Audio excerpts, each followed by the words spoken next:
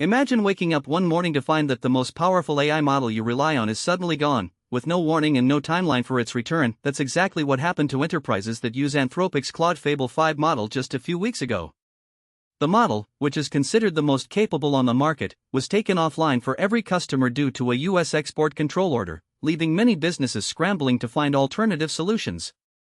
However, new data shows that 2/3 of enterprises had already built a hedge into their AI model strategy, which is why they were able to weather the storm. This posture has become increasingly mainstream, and for good reason. When you're relying on a third-party model, you're always at risk of losing access to it, whether due to government intervention or some other factor. This experience has highlighted the importance of having a diversified AI strategy, and it's a trend that we're seeing more and more enterprises adopt. By not putting all their eggs in one basket, companies can minimize their risk and ensure business continuity, even in the face of unexpected disruptions.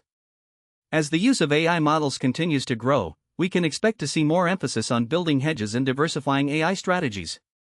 This shift is likely to have a significant impact on the way companies approach AI adoption, and it will be interesting to see how the landscape evolves in the coming months.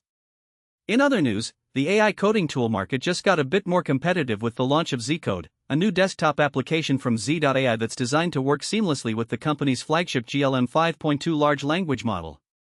Zcode is being built as an agentic development environment that's purpose-built for AI-powered coding, and it's clear that Z.AI is looking to take on established players like Cursor, Claude Code, and GitHub Copilot.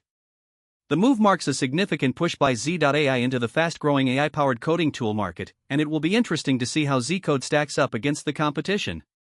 As we move into the weekend, it's worth noting that Anthropic is bringing back Claude Fable 5 globally after the US lifted its export control order, a welcome move for enterprises that were impacted by the model's sudden disappearance. The restoration of access to Claude Fable 5 is a significant development, and it's likely to be a relief for many businesses that rely on the model.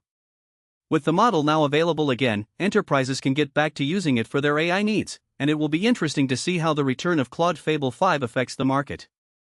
Meanwhile, researchers at Alibaba have been working on a new AI framework that could revolutionize the way agents interact with tools and skills. The framework, called Skill Weaver, creates an execution graph for a given task and chooses the right skills for each node, reducing agent token use by a staggering 99%. This could have major implications for enterprise AI systems, which often struggle to scale and handle complex workflows. By streamlining the process and reducing the amount of tokens needed, Skill Weaver could help make AI systems more efficient and effective. But despite these advances, many enterprise AI organizations are still struggling with a fundamental problem: governance. The control gap, as it's known, refers to the lack of ownership and accountability for AI across the stack, and it's a major challenge for companies.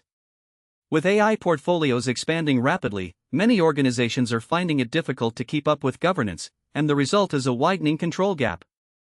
This is a critical issue that needs to be addressed, as it has significant implications for the financial and operational health of businesses. As we wrap up this week's edition of AI Tech Daily, get ready for a deep dive into the world of AI ethics on Monday, when we'll be exploring the contentious issue of AI bias and its far-reaching consequences.